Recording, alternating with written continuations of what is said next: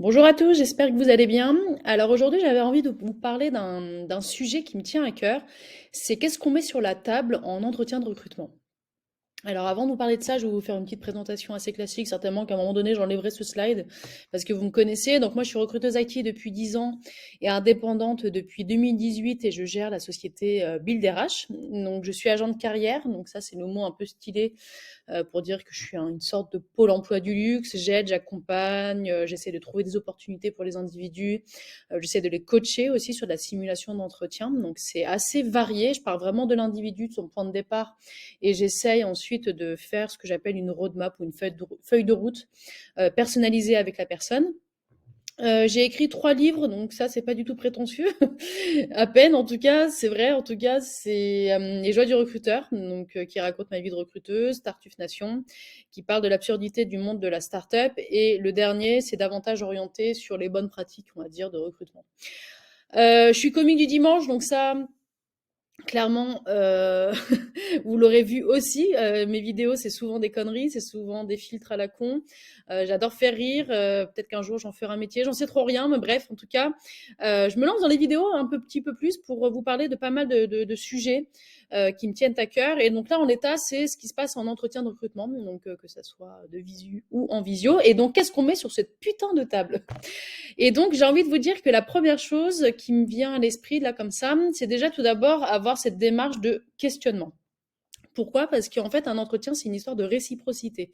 C'est-à-dire que vous choisissez une entreprise, ils vous choisissent, ça va dans les deux sens. Et le questionnement me semble indispensable pour identifier ce que j'appelle des red flags, en fait. Parce que beaucoup de personnes imaginent les questions juste pour montrer leur curiosité, pardon. C'est-à-dire, ils ont prévu une question, voilà, très basique, parfois très bateau, parfois sans intérêt, juste pour dire, voilà, bon, bah, j'ai prévu des questions par rapport à cette entreprise. Ce qu'il faut voir la stratégie du questionnement comme quelque chose de beaucoup plus personnel, individuel. Qu'est-ce que vous voulez rechercher comme information auprès de cette entreprise? Pourquoi vous voulez poser cette question? Ça peut être, par exemple, comment vous faites votre choix entre plusieurs candidats. Ça vous permet de voir où se situe la culture de l'entreprise à travers cette question. Que mettez-vous en place pour le bien-être des individus? Donc concrètement, quelle est votre culture par rapport à ça et comment ça se concrétise dans le quotidien? Donc vraiment penser à des questions à la fois pour identifier des red flags, mais aussi à la fois pour voir s'ils sont en phase en fait avec vos potentielles difficultés personnelles en fait, qui sont pas toujours avouables. Et là, j'en viens en fait à la carte de la transparence où c'est jamais facile, et je le vois assez souvent avec les personnes que j'accompagne, comment expliquer les difficultés personnelles, que ça soit des contraintes parentales, que ça soit une histoire d'handicap, que ça soit des problématiques de gestion d'un enfant malade, bref, il y en a plein, plein, plein. Et dès l'instant où ça rentre sur la table de l'entretien, c'est pas simple parce que tout simplement, il y a deux choses. Ça peut provoquer de la discrimination, c'est-à-dire que vous vous discriminez vous-même et l'entreprise vous discrimine, peut vous discriminer en tout cas par rapport à ces informations données. Donc c'est jamais simple. Et deuxièmement, en fait, ça met beaucoup de choses personnelles sur la table. J'ai déjà vu des recruteurs dire non, mais à un moment donné, je suis pas psychologue, je fais pas du social. Bon, clairement, ce genre de recruteurs, moi, je les supporte pas spécialement. Mais je peux comprendre en tout cas le principe de se dire, bah voilà, on est sur du pro, pas sur du perso. Sauf que on sait très bien que le personnel, ça va rentrer en ligne de compte à un moment donné dans le cadre du job. Donc, je peux comprendre en tout cas que certaines personnes affichent clairement dès l'entrée leur situation. Typiquement, j'ai vu des personnes parler tout de suite de neuroatypisme sur LinkedIn. D'autres personnes mettent des fois sur leur CV qu'ils sont tel handicap et donc du coup, ça provoquerait un avantage pour l'entreprise. Bon, ça, c'est limite, mais je comprends l'idée. Mais en tout cas, une chose est sûre, c'est qu'il y a des manières de le faire. Il y a des manières de le faire et j'ai envie de dire que vraiment, déjà, ça doit venir de vous. C'est votre choix d'en parler. C'est-à-dire que c'est votre histoire, c'est votre choix. Il ne faut pas, à un moment donné, que ça arrive sur la table parce que le recruteur en parle, en fait. Que ça soit votre situation personnelle, votre situation en tant que femme, votre grossesse, genre c'est trop rien. Il ne faut pas que ça soit, à un moment donné, quelque chose qui vienne du recruteur parce que c'est discriminant. Mais par contre, si à un moment donné, vous sentez que quand il y a au moment de l'échange, c'est important de le placer pour que le recruteur en ait conscience, c'est votre choix. Et presque s'il vous discrimine par rapport à ça, c'est peut-être pas la bonne entreprise en fait. Donc, il y a des manières de le dire, il y a des manières d'aborder. Moi, j'ai vu une personne qui me disait à un moment donné, mais comment je dois parler, en fait, de la situation où j'ai un énorme trou sur mon CV parce que j'ai dû m'occuper de mon enfant de 3 ans qui avait un cancer, en fait. Et ça, franchement, j'ai dû effectivement voir avec elle à quel point on l'aborde ça et comment on l'aborde et comment on l'explique. Et pour elle, c'était important de le dire parce que ça pouvait justement la desservir en fait, cette année d'absence sur le marché du travail. Et elle me disait, je me sens le besoin de le dire. Donc c'est vraiment ça, c'est-à-dire que c'est un choix personnel, c'est vous si vous ressentez ou non le besoin de dire les choses. Enfin, il y a aussi voilà vos couilles ou vos ovaires, j'en sais rien. Vos exigences, en fait, vos conditions, c'est important à un moment donné de mettre le curseur de vos limites, à la fois, bah voilà, ce que vous savez faire, ce que vous ne savez pas faire. Moi, je vois beaucoup trop de candidats qui me disent ah bah moi en fait, je sais tout faire ou je suis ouvert à tout, je veux travailler. Ok, c'est bien, mais ça donne un peu cette impression de non fiabilité, de non crédibilité. Et donc dès l'instant où vous savez ce que vous voulez et vous savez ce que vous ne voulez pas, ça rassure la personne en face de vous. En fait, on se dit tiens, elle a une opinion, elle a un avis, elle a un esprit critique, elle sait mettre le curseur. Donc, si je m'engage avec elle, c'est pour de bon, quoi. C'est pas, il n'y a pas un côté un peu, bah, je dis oui, mais finalement, je vais finir par dire non, et on sent qu'il y a une sorte de doute dans votre fiabilité. Donc, vraiment, dès l'instant où vous mettez vos exigences, je pense que c'est vachement pertinent de mettre voilà le curseur sur à la fois vos compétences, ce que vous savez faire, ce que vous savez pas faire, vos conditions, remote, pas remote, hybride, etc. Et en même temps, votre ouverture, contrebalancer en disant, bah voilà, j'ai ça comme condition, mais je reste flexible à. C'est toujours intéressant de contrebalancer parce que ça, dans la vie du quotidien, en fait, il y aura souvent cette contrebalance dans les choix techniques, dans les environnements de travail. Il y aura toujours un peu ce côté, bah moi c'est ce que j'aime, c'est ce que je veux, c'est mon idéal, mais il y a la réalité terrain, le pragmatisme en fait. Et j'ai envie de dire que dans l'entretien, c'est un petit peu pareil et ça mettrait en avant en fait votre aptitude à être ouvert par rapport à des contraintes. Donc c'est toujours important voilà, de bien affirmer qui vous êtes, vos souhaits, vos exigences salariales, vos exigences en matière de conditions de travail, mais de dire qu'il y a quand même chez vous cette marge de flexibilité en fonction de telle ouverture aussi. C'est-à-dire que par exemple, s'il propose un 4/5e ou s'il propose des conditions, j'en sais rien, mais dire voilà, moi je suis ouvert si il y a ces conditions aussi qui sont présentes à moi en fait. Ensuite, mettre votre impact sur la table, c'est important. Moi, je vois trop souvent des personnes qui balayent très vite comment dire, leur CV ou leur parcours, en allant beaucoup dans le côté chronologique, en allant beaucoup vraiment sur ce que j'appelle le côté un peu scolaire, le nom d'entreprise, le rôle, et puis on enchaîne sur les raisons du départ, et puis on enchaîne sur l'autre entreprise. Donc ça fait un petit côté un peu, tu racontes ce qu'on peut lire en fait. Et moi, je conseille vraiment aux personnes, c'est de dire en quoi cette entreprise, pourquoi elle a fait appel à vous et quel a été le bilan de cette expérience en fait. On fait le bilan calmement. Non, pardon, je m'égare, mais je sais pas, je pense à ça tout de suite. Bon, bref. Donc non, c'est important vraiment de parler de bilan, c'est-à-dire voilà, on partait de tel point de départ, les difficultés c'était ça, le contexte c'était ça, c'était critique, soit du legacy, soit de la refonte, soit une histoire de bug, j'en sais trop rien. Mais le contexte, c'était quoi? Et vous, en tant que personne, et vous, dans l'équipe, quel a été votre impact? Ça peut être un impact technique, comme ça peut être un impact stratégique au niveau de l'orga, des méthodologies. Au niveau de la méthodologie, ça peut être un impact au niveau du recrutement. Est-ce que vous avez formé les individus? Est-ce que vous avez participé au recrutement des personnes? Ça peut être aussi un impact sur le plan, on va dire, du changement de paradigme sur le plan organisationnel. Est-ce que voilà, à un moment donné, on était une petite entreprise, on a grandi, donc on a dû revoir notre culture, revoir notre façon de travailler, etc.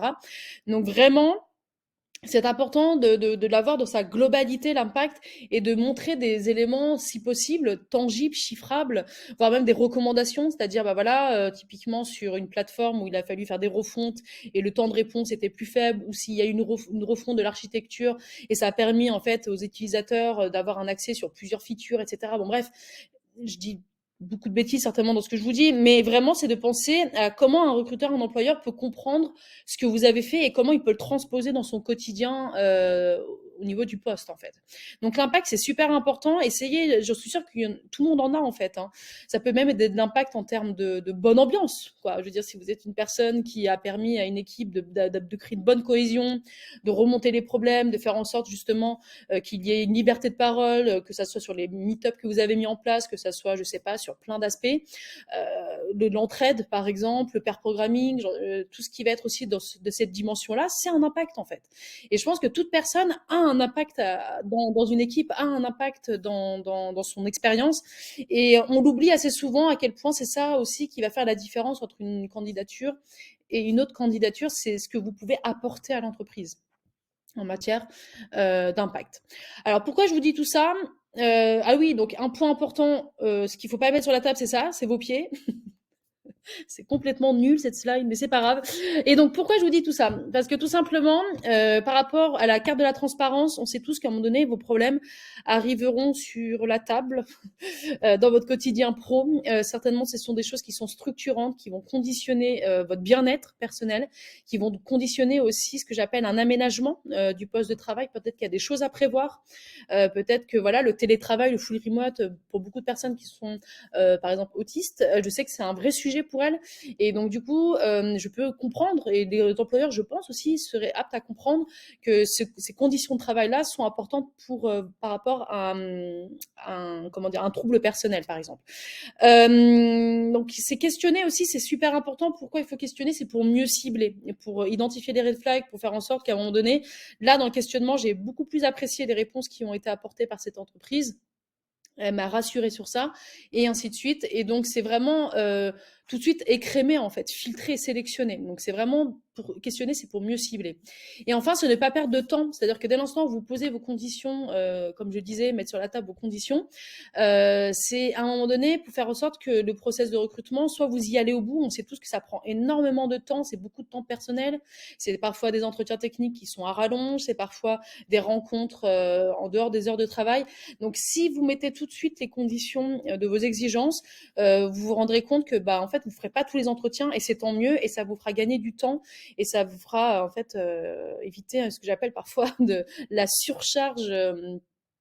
Comment dire, de la pression, de la surcharge par rapport en fait aux entretiens. Quand on en fait 5, 6, c'est parfois quand on n'a pas assez bien écrémé, et c'est très très fatigant et très épuisant. Alors, comment vous pouvez faire justement pour mettre en avant tout ça? Bah, déjà, des simples questions en entretien que vous avez préparées au préalable. Je pense que c'est super important. Sur plusieurs critères que vous voulez vraiment identifier, et donc associer la question par rapport à ça, c'est super important. Ça peut être aussi via un document de partage. En fait, des fois, vous n'avez pas le temps de partager toutes vos questions en entretien. Et donc, un petit document qui rassemble toutes vos questions peuvent vraiment avoir de l'intérêt, c'est-à-dire, bah, voilà, mes doutes, mes motivations. Je suis très motivée, mais j'ai des questions par rapport à ça. Moi, je sais que quand je fais l'exercice d'écriture avec les personnes que je recrute, je leur demande motivation. Bon, ça, c'est un peu le côté classique, hein. Pourquoi tu es motivé par rapport à cette opportunité? Mais j'aime bien aussi avoir son questionnement, ses doutes. Et quand c'est tout de suite mis sur la table, on perd pas de temps. C'est ce que j'expliquais tout à l'heure. Et donc, vous pouvez faire cette démarche, en fait. C'est-à-dire que avec votre CV, vous avez postulé, vous avez, alors si évidemment l'annonce est détaillée, hein, mais si même déjà après le premier entretien, vous pouvez aussi le faire à ce moment-là, poser vraiment toutes les questions qui vous viennent à l'esprit, vos remarques aussi, et voir déjà comment eux ils répondent par rapport à ça. Est-ce qu'ils sont transparents? Est-ce qu'ils prennent le temps? Et ça, c'est pareil, c'est comme je disais tout à l'heure, c'est un bon point de red flag aussi, de voir s'ils prennent ce temps de réponse, s'ils prennent ce temps de répondre à toutes ces questions-là, en fait. Et vous pouvez aussi faire un GitHub, en fait, comme vous mettez vos projets de partage, vous pouvez faire une présentation de vos valeurs, de vos exigences de façon très globale, en disant, bah voilà, moi, ce qui me motive au quotidien, c'est ça, mes exigences, c'est ça, et ce pourquoi j'ai ces exigences-là aussi. Je parle trop vite, je suis désolée. Et ce pourquoi j'ai ces exigences-là aussi, de façon à ce qu'à un moment donné, les personnes, quand elles vont vous contacter, je pense, j'espère en tout cas, vont lire ça et vont se dire, ah bah effectivement là on est raccord ou on n'est pas raccord. En tout cas, les recruteurs qui lisent les profils, je pense et j'ai bon espoir qu'il y en ait. Et voilà, et donc dès l'instant où vous mettez un lien de partage en disant voici mes valeurs, voici mes exigences, et j'explique pourquoi, et vous faites une documentation complète qui met en avant tous ces aspects de votre personne, etc. Je pense que ça peut vraiment montrer que déjà vous avez travaillé votre projet de carrière, que vous avez fait un vrai travail d'introspection, et ça peut que provoquer un match pour ceux en tout cas qui lisent des profils. Donc ça fait forcément gagner du temps. Voilà, donc ce que je veux vous dire à travers cette petite présentation, c'est que déjà n'ayez pas la flemme, vraiment n'ayez pas la flemme de préparer ces entretiens. Moi, je vois encore trop de personnes qui vont à l'arrache, parce que des fois ils ont pas le temps, parce que des fois ils sont pas forcément plus motivés que ça, mais ils se disent: «Bon, bah, j'ai vu de la lumière et j'y vais». Pour ceux qui n'ont pas le temps, je comprends et c'est pour ça que vraiment préparer toutes les choses en amont, ça permet à un moment donné, bah, de comment dire? Dupliquer tout ça de façon très rapide avec des templates déjà préparés et cetera auprès des recruteurs, divers et variés. Mais vraiment, si vous prenez tout ce temps en amont, ça vous évite peut-être d'en perdre après. C'est-à-dire, bah voilà, si vous n'avez pas fait ce travail, vous acceptez tous les entretiens, bah, vous allez être crevé, épuisé, vous allez perdre beaucoup de temps à rencontrer des personnes qui ne vous correspondent pas. Donc moi, c'est un conseil que je vous donne, c'est vraiment n'ayez pas la flemme, prenez ce temps et je suis intimement convaincue que ça vous aidera vraiment à la fois pour bien cibler, bien accepter les jobs et ne pas prendre tous les entretiens qui viennent vers vous. Voilà, merci à tous et très très bonne journée. J'en aurai certainement d'autres, des petites vidéos comme ça. Je pense que ça peut être sympa de vous partager un petit peu mes points de vue sur le recrutement. Et si vous avez des suggestions, des sujets sur lesquels vous voulez que je mette le doigt, bah avec plaisir. Voilà, merci, ciao.